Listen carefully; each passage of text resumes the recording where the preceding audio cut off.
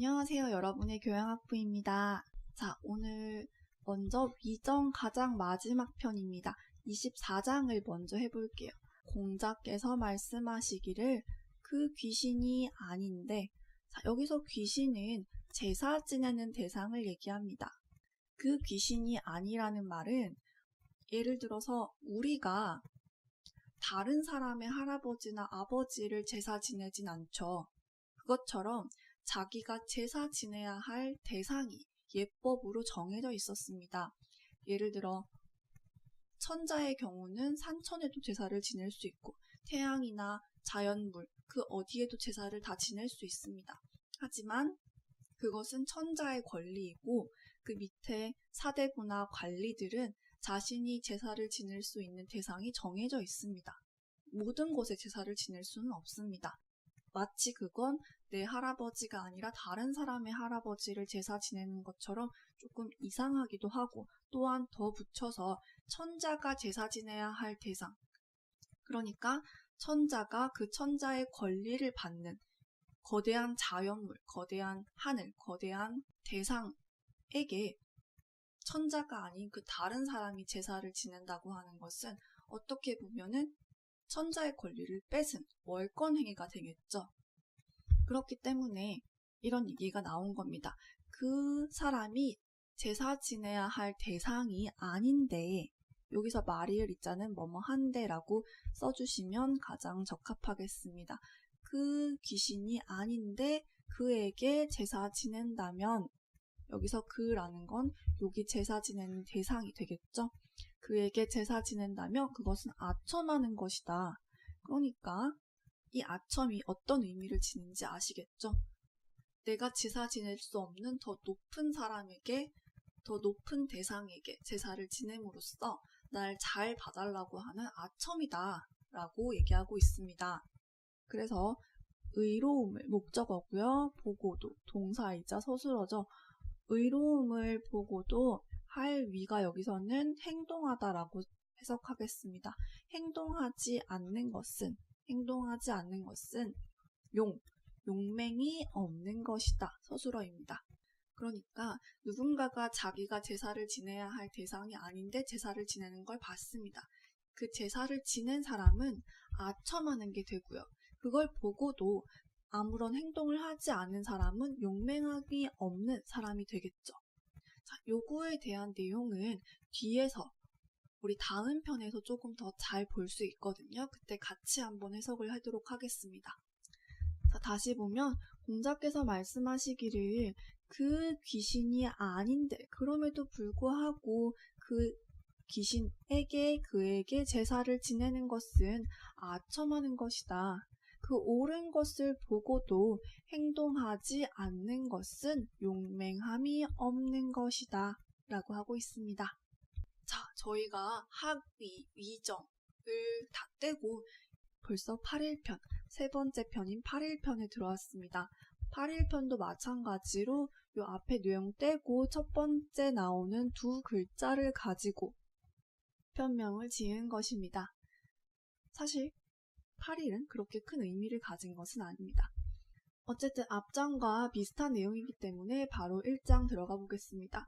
자, 이번에는 공자가 계시를 이른다 라고 하였습니다. 자, 계시 기억나시나요? 이제 자주 했었는데 노나라에는 왕보다 힘이 센 사만이 있었고 계시는 그 중에서도 가장 힘이 셌던 가문입니다.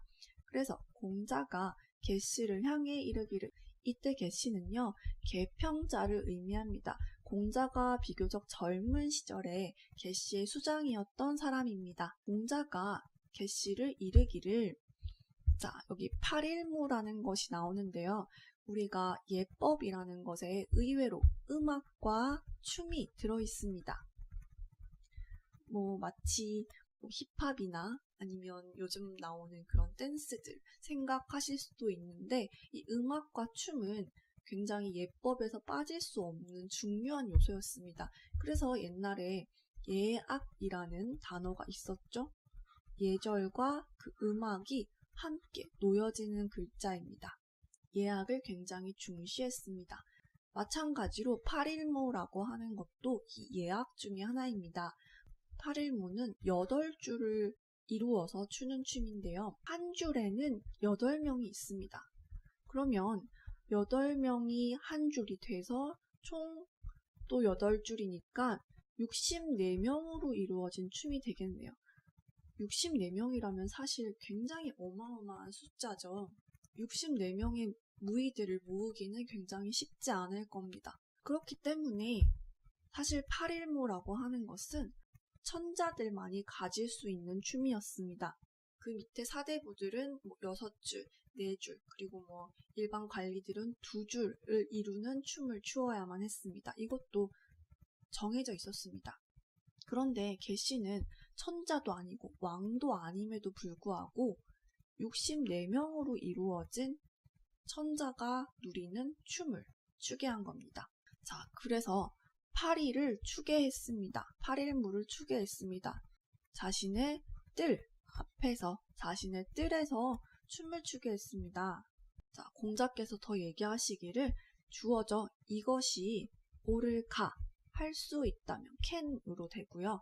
참을 수 있다면, 참아질 수 있다면, 이 말은 용서될 수 있다면이랑 똑같이 되겠죠?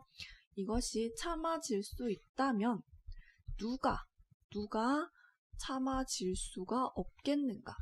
조금 더 쉽게 보면 누가 용서되지가 않겠는가?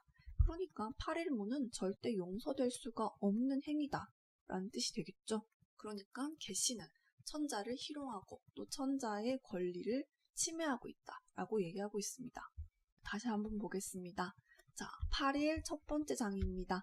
공자께서 개씨를 이르기를, 개씨를 평가하기를 8일을 추게 했다. 뜰 앞에서 8일을 추게 했습니다. 8일무를 추게 했습니다.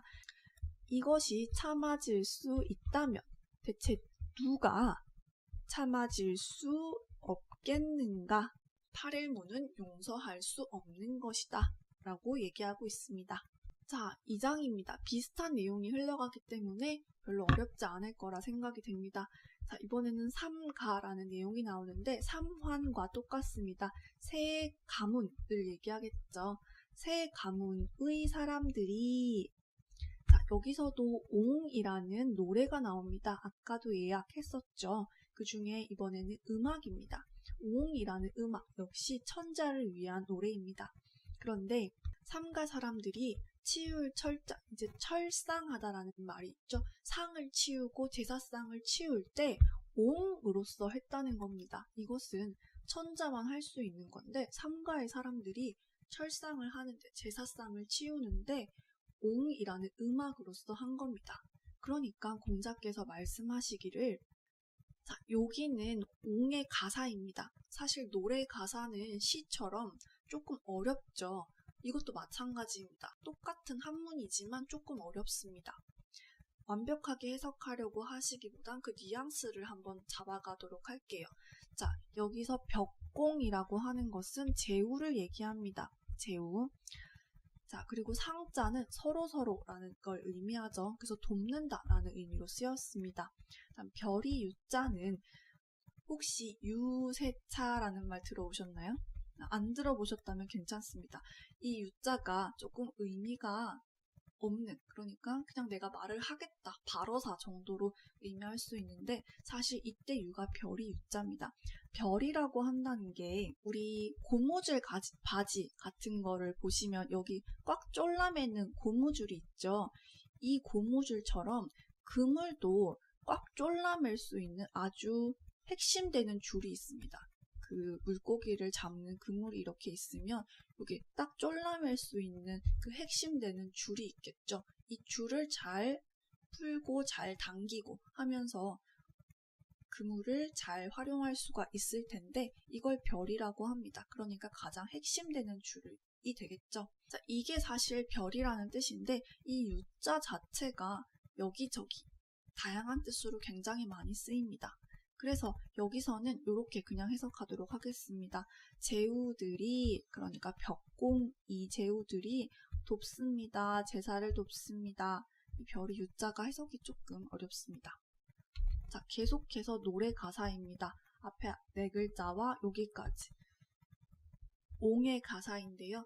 천자는 제후들은 이제 천자가 제사하는 걸 돕고 천자는 그 제사하는 모양새가 화목하다, 뭔가 아름답다, 혹은 엄숙하다 이런 의미로 쓰일 수 있습니다. 똑같은 두 글자가 나열돼서 감탄문 혹은 강조를 나타낼 수 있겠죠. 그러니까 천자는 아름답구나. 이 8글자가 여기서는 옹의 노래 가사입니다. 공자께서 말씀하시기를 이 가사를 어찌 취하는 건가? 근데 어디에서 삼가의, 갈지자가 오랜만에 의자로 쓰였네요. 삼가의, 자, 당자인데요. 이때 당은 제사를 지내는 곳을 의미하겠죠. 물론 집 아니겠죠. 그래서 여기서 묘당이라고 해석했습니다.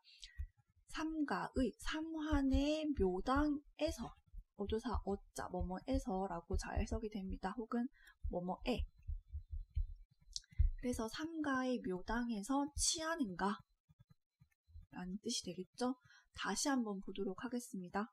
삼가의 사람들이 옹이라는 노래로서 제사상을 치웠다. 그러니 공자께서 말씀하시기를 벽공, 제후들이 제사를 돕는다. 그리고 천자는 아름답구나 라고 하는 이 옹의 가사를 어찌 삼가의 묘당에서 취하는가 라고 하였습니다. 위정 맨 마지막 편부터 8일 1장, 2장, 그리고 그 뒤에 조금 더까지 공자는 계시의 행위를 계속 비판하고 있습니다. 계시뿐만 아니라 사만, 모든 가문을 비판하고 있는데요. 각자 자신에게 맞는 예법이 있는데 그것을 침해하지 말라, 이런 의미를 강조하고 있습니다. 여러분들께서는 이런 공자의 비판이 합당하다고 생각되십니까? 한번 생각해 보시기 바랍니다. 자, 어느덧 저희가 3편을 향해 가고 있습니다. 논어 끝까지 화이팅 합시다.